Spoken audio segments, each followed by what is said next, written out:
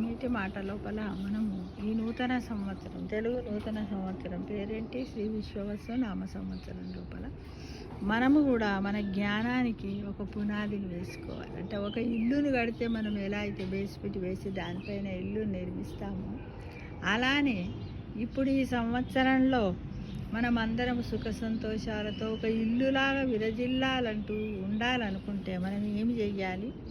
ఒక పునాదిని వేసుకుందాం. దాన్నే మనం ఏమందాం? జ్ఞాన పునాది అందాం. అంటే ఆరోగ్యము, ఐశ్వర్యం ఈ రెండు ఉంటే జీవికి సరదా. జీవునికి దేవునికి మధ్య నిజానికి ఈ రెండే దుర్భేద్యమైన పరద. ఆరోగ్యం ఉంది, అభిరుచుల్ని తీర్చుకోవాలని ఉంటుంది. ఐశ్వర్యం ఉంది, అభిష్టాలను నెరవేర్చుకోవాలని ఉంటుంది. ఆరోగ్యం పాడైతే భగవాన్ నన్ను ఉద్ధరించు, నన్ను బతికించు, నన్ను కరుణించు అని మొరపెట్టుకుంటూ ఉంటాము కదా మిత్రమా, మొరపెట్టుకుంటూ ఉంటాం. పేదరికంలో భగవంతా తొలగించు నా చింత, ఏమి లేని నాకు ఏది లేని నీవే దిక్కు, ఈ చిక్కుముడిని విప్పు అని ప్రార్థిస్తాం.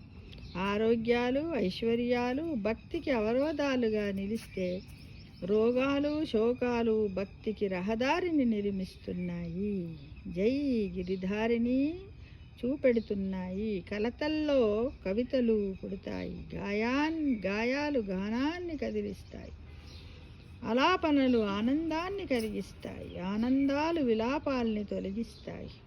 ఇది జ్ఞాన జీవన బాట, భక్తి జీవన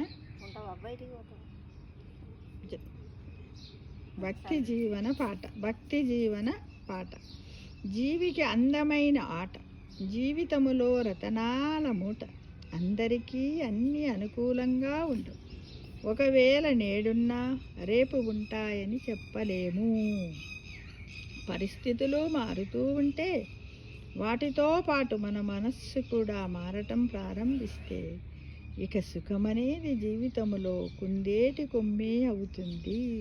నీకు ఏమైనా ఉండొచ్చు, అవి ఏమైనా ఉండొచ్చు, అవి నీవిగా లేవు, నీ వద్ద ఉన్నాయి, నీ కొరకే ఉన్నాయి, కానీ నీవి కావు. కొంతకాలం నీ వద్ద ఉంటాయి, కొంతకాలం తర్వాత నీ వద్ద ఉండవు. నిన్ను వదిలిపోయేవి నీవెలా అవుతాయి? పోని అవి నావి కాకపోవచ్చు. నా వద్ద ఉన్నంత వరకు నేను వాటికి యజమానినే కదా. ఏమో విచార కర్తవ్య, నేను యజమానినని చెప్పటానికి నేను ఏమి సృష్టించాను?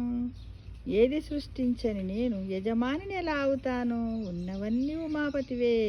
నా అదృష్టవశాత్తు నాకున్నాయి, ఈశ్వర ప్రసాదంగా నాకు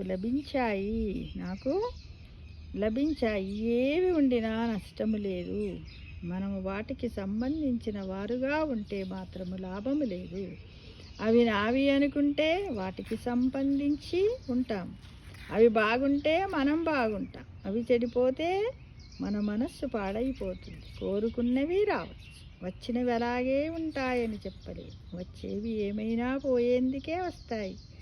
ఒకదాని కారణంగా సుఖం వస్తే ఆ సుఖానికి కారణమైనది దూరం కాగానే సుఖము కూడా దూరం అవుతుంది. దూరమయ్యే సుఖము ఏదైనా భారమే. నిమిత్తాపాయే నైమితి కాపాయ.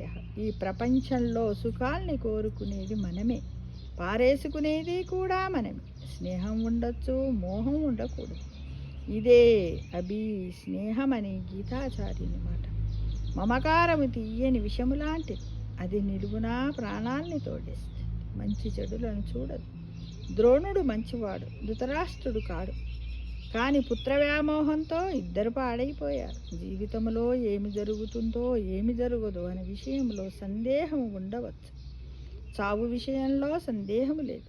ఉన్న కాలము విలువైంది, వినియోగించుకోవటమే జ్ఞానం. ఇదే కావాలి జీవితంలో కొత్తదనం. నేడు ఉగాది. ఇది జ్ఞానానికి ఆది కావాలి, తపస్సుకు ఆది కావాలి. అధ్యయనానికి ఆది కావాలి, అవగాహనకు ఆది కావాలి, అనాదిగా వస్తున్న అజ్ఞానాన్ని అంతం చేసేందుకు నాంది కావాలి, జ్ఞాన సౌధాన్ని నిర్మించేందుకు పునాది కావాలి, నాది నాది నీ ఓడించేవాది కావాలి, న్యాయవాది కావాలి. ఇది జీవితం, ఇది జీవితం. తీయని సుఖాలు ఉంటాయి, చేదు బాధలు ఉంటాయి, మింగలేని వగరులు ఉంటాయి, ముప్పు తెచ్చే ఉప్పులు ఉంటాయి, కారాలు నూరి ప్రయోజనం లేదు, అందరి పులుపు అంటే సౌందర్యం ఉండదు.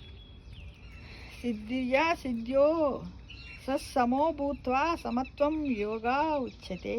ఏది సిద్ధించినా ఏది సిద్ధించకపోయినా సముడవేయుండు, సమత్వమే యోగమని అంబ పలుకుతుంది. జగదంబ పిలుపు అదే.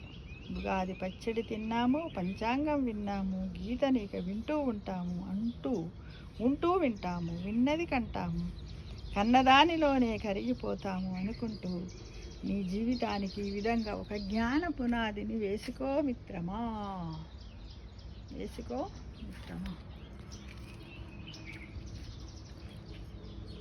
ఇదే జ్ఞాన పునాది.